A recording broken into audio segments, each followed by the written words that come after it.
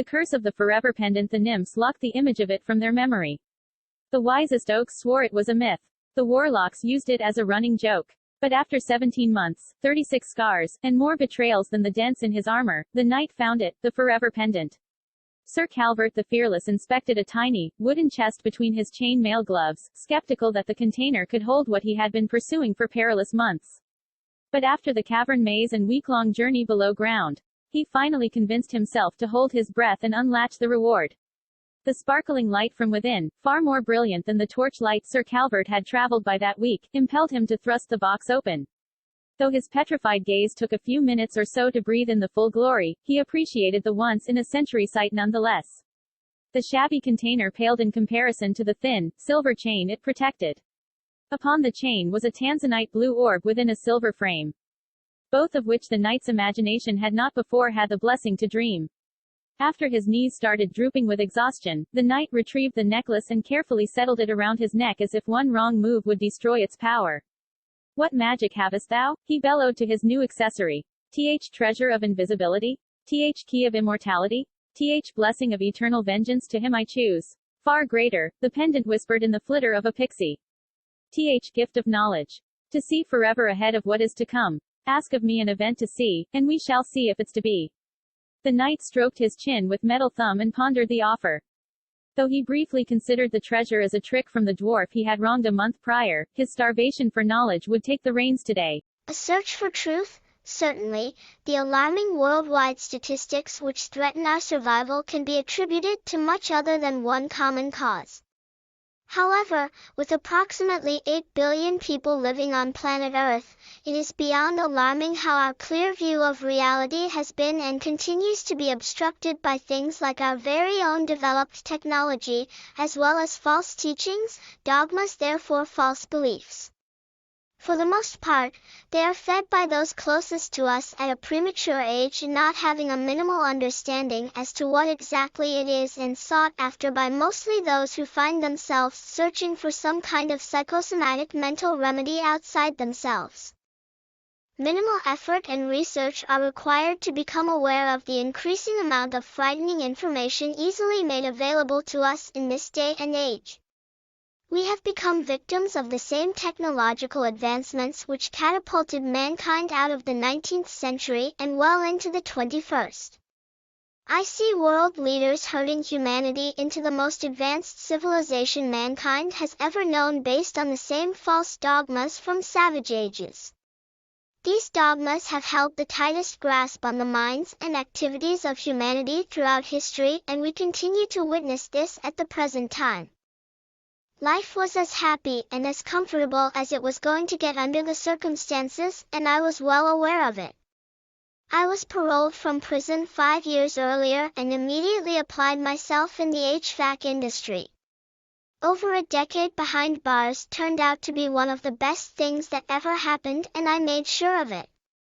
Having gone in there as a kid and flying home to LA as a grown man, I often found myself thinking back to many moments, experiences, friends I left behind, and lessons I learned along the way. I had turned my job into a career, was engaged to be married to a remarkable human being, and was expecting to be a father for the first time. Freedom never turned out what I expected all those years. Nonetheless, by late 2009, I was a proud father of 2 precious little girls and looking forward to the future. The rest is history. The following year my entire life came to an end when I was arrested at work by ICE agents and eventually deported from the United States to my native country of Mexico. I was a Christian man in a horrific situation, yet holding on to my faith as best as I could, and when I found myself putting up some lights at my friend's church in Tijuana, I made the decision. The thought came to me as I reached up towards the ceiling while maintaining my balance on the ladder and tightened the screws with my drill.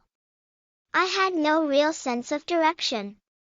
So, what if I started my own church? Why not? I knew I had more to learn, but what better way to do so than to teach? I could use my life occurrences and experience to motivate people and get them to see the light. It didn't take much to come to a conclusion, make up my mind. If I was going to become a pastor, I'd do everything in my power to be the best pastor I could be. I began reading the Bible more than ever while examining its text, researching its origins, and comparing its inclusive text. I began reading and studying individuals such as Chris Hitchens, Sam Harris, S. Hawkins, Bart Ehrman, R. Dawkins, to name a few. Perhaps you're familiar with names like Zeno, Confucius, Thomas Aquinas, René Descartes, Socrates, Aristotle, and Plato. These men and many others have had in some way or another a direct or indirect connection with many people's faith throughout the world. Admittingly so, much of what I began coming across was beyond startling. I found myself sad, enraged, and many nights cried myself to sleep knowing that it was the beginning of the end for my family and myself. I knew my marriage would soon come to an end, even more so with everything my wife, at the time, was already dealing with. There were mornings when I didn't want to open my eyes. I felt I had no reason to live. Having been raised Catholic, I was a believer for most of my life. Needless to say, that all changed. My personal inquisition over the past 11 years has led me to a world of true unbiased information that no one could argue against, and the mass of fearful humanity who share my views is in the millions, I am sure. Yet, I never really had the opportunity to share all of this with my ex-wife, as she was appalled by many of my early findings and made it clear she didn't want to hear any more of what I had to share. Today, my life's biggest desire is to fully share all that I have learned in the past decade and feed our children what is imperative they know about the world we live in and the harsh realities behind it. With so much information at our disposal, it's beyond absurd to have humanity still headed like sheep. Churches have become comfortable community gossip centers for people to go to, feel like they belong, hear some guy tell them how to live this cult-like lifestyle, talk about other PO.